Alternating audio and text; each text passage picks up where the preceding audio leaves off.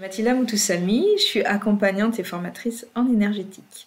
Et j'avais envie de parler un petit peu de quand on commence à être médium. Moi, voilà, ce sont des questions qui reviennent beaucoup avec les personnes voilà, que j'ai accompagnées, que j'accompagne ou que j'ai initié ou que j'ai initié. C'est voilà, comment on gère sa médiumnité quand on se rend compte que voilà, on a une capacité à capter autre chose, en tout cas à pas fonctionner qu'avec le cerveau rationnel ou avec une forme d'hypersensibilité, etc. Et il y avait une expression assez drôle qui avait émergé lors d'une discussion avec Anaïs de Alta et Aora. Anaïs, elle pratique les soins sous forme de soins rituels, cérémonies du côté de Saint-Nazaire. Elle est installée là-bas. Et, euh, et du coup, avec Anaïs, on avait rigolé. C'est quelqu'un qui a beaucoup d'humour, on peut rigoler et dire les choses pas forcément de manière hyper sérieuse. Et donc, on était venu à cette conclusion que le premier job d'un médium, c'est d'apprendre à retenir son sphincter médiumique. L'image est assez forte et je pense parlera à tout le monde parce que bah, on apprend bien au niveau de caca pipi quand on est petit à pas faire n'importe où et n'importe quand et sur n'importe qui. On l'apprend si on est formé aux émotions aussi à pas laisser déborder ses émotions n'importe où. Bien sûr, à ne pas les blanquer, mais à savoir ne pas sortir les émotions comme quand on fait caca et pipi sans contrôler, etc. Mais que c'est pareil pour la médiumnité. Je pense que toutes les personnes qui sont concernées, soit que vous soyez avancé, soit que vous démarriez avec la médiumnité, il peut y avoir un côté un peu pressant corporellement. Et je suis la première à le dire. Moi, j'aime bien dire que bah, l'intuition, les envies, la guidance de mon âme arrive souvent comme une envie de pisser. Je le dis très clairement, moi ça fonctionne comme ça, c'est le matin, etc. Mais généralement, je suis toute seule, je fais mon boulot, je fais mon job tranquillement sans embêter personne. Et du coup, c'est hyper important parce que les gens, quand ils commencent, ils ont tendance à vouloir partager, à laisser passer. Et du coup, ça donne des cas où on a vu des personnes bloquer quelqu'un dans un festival pour lui passer des messages canalisés, arrêter quelqu'un dans la rue pour lui passer des messages canalisés. Et avec surtout aussi cette idée que ben, un conseil qui n'a pas été sollicité, c'est toujours un petit peu tendancieux et ça peut très vite aller bah, sur une corde un petit peu pas forcément positive, d'emprise, d'abus, etc. Je suis pas en train de parler d'abus très très fort, mais dès qu'on est en train d'essayer de définir la personne, de la guider, etc., et que c'est pas bien défini dans un cadre et que la personne l'a demandé, voilà.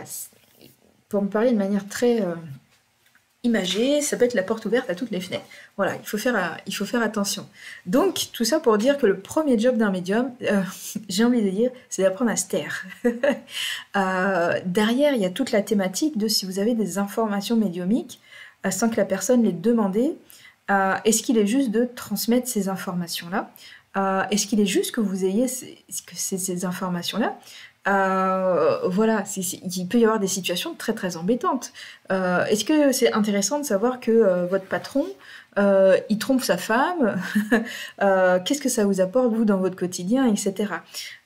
Et ça pose la question de aussi la lecture, ce que moi je me pourrais appeler la lecture sauvage de l'aura, la lecture sauvage énergétique. Alors bien sûr, notre médiumnité, elle est différente. Moi, je suis clairvoyante, il y a des personnes qui sont clairaudientes, il y a des personnes, ça va être par le ressenti, etc., qui vont avoir des infos comme ça. Comment on fait parce que déjà, avoir une information sur quelqu'un par son champ énergétique, quel que soit le biais, euh, c'est une grande question. Est-ce que c'est déjà du viol énergétique parce que la personne ne nous a pas donné son consentement? Alors, d'un côté, effectivement, les énergies, elles circulent tout le temps, en permanence, etc. Mais ça reste, la question reste posée. Moi, je ne lis pas dans ma vie quotidienne, en dehors des séances. Ma médiumité, elle est maîtrisée, canalisée, elle est dans un petit coin.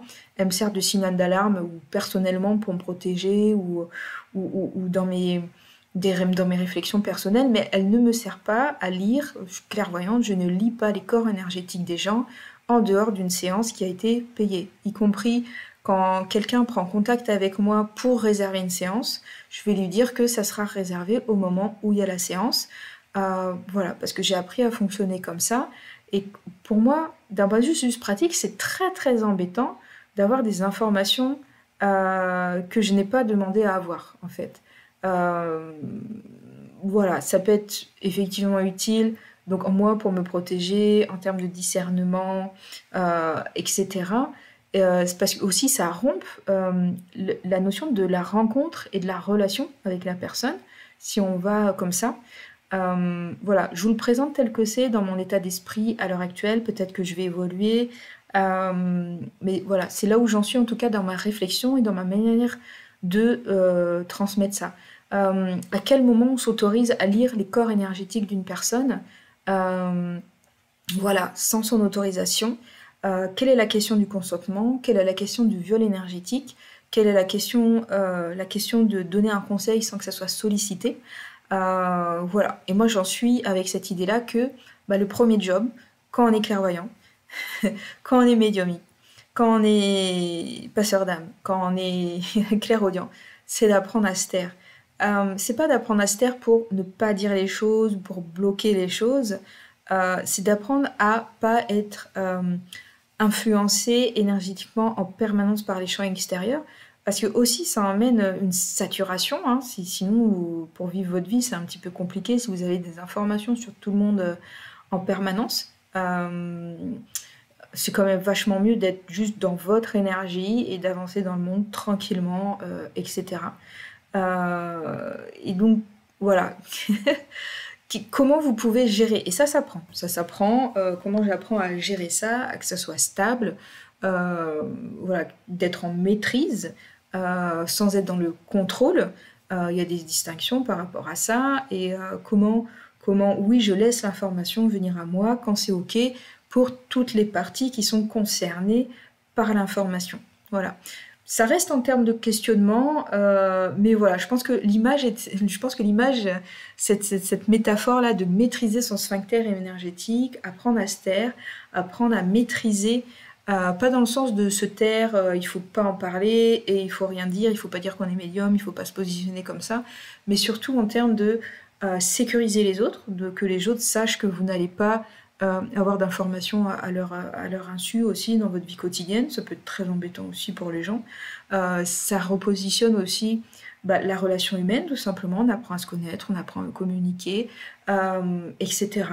Dans des limites, dans des cadres sains, voilà, où chacun peut dire non et chaque limite peut être posée, positionnée, repositionnée, à tout moment par chacune des parties en présence. Voilà. C'était pour partager ça. N'hésitez pas à commenter. Est-ce que ça vous parle, cette notion de sphincter médiumique? Savoir voilà, comment vous maîtrisez ça, comment vous apprenez à rentrer dans la maîtrise et plus être dans le fait de subir, du coup, ces choses qui vous traversent.